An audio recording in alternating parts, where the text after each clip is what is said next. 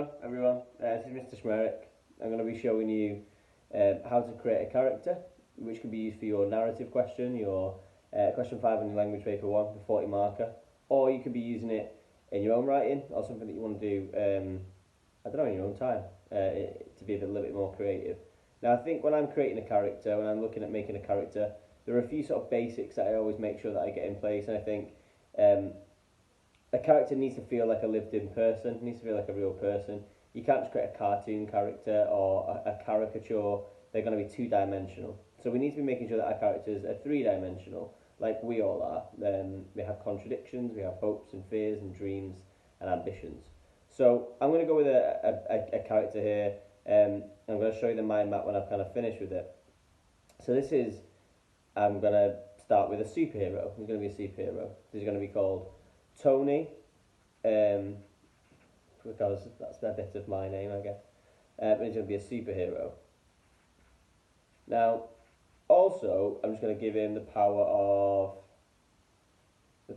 of flight. Let's say I'll give him the power of flight. Okay, so the power of flight.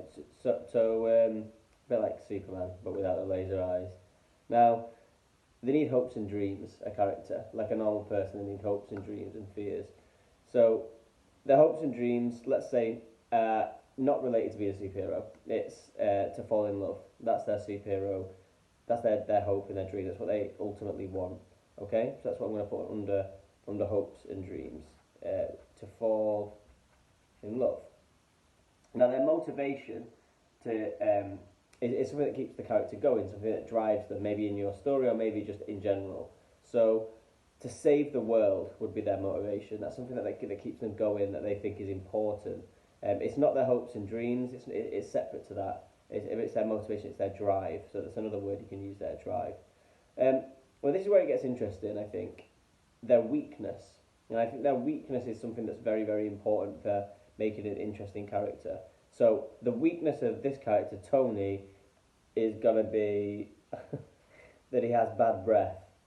Okay? Bad breath is going to be his weakness. That makes him a little bit more interesting. There's something, we expect superheroes to be really, really perfect, and that's something that isn't perfect. So I'm gonna go with that, and I think that's something that makes it a bit more engaging as a character, more of a real life character. Now, showing and not telling is something that we've been trying to teach you this week, and also throughout your creative writing career in English. I'm not just going to say he has bad breath. That's not very interesting. So I'm going to try and show the reader that. So he's always covering his mouth, for instance. He's self-conscious.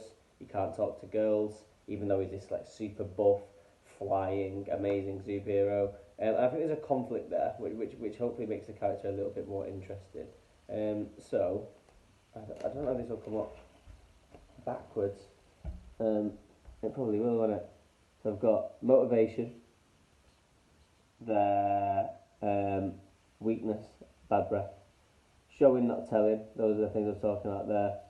The hopes and dreams, and also their basics. Okay, the basic elements of their character. So if you can create a mind map like that, I think that's going to help as a plan. So it's not a plot plan, it's a character plan. Okay, and hopefully that's really, really helpful for you all. Okay, that's me. Ignore the shabby haircut on the sofa. See you all soon. Well done.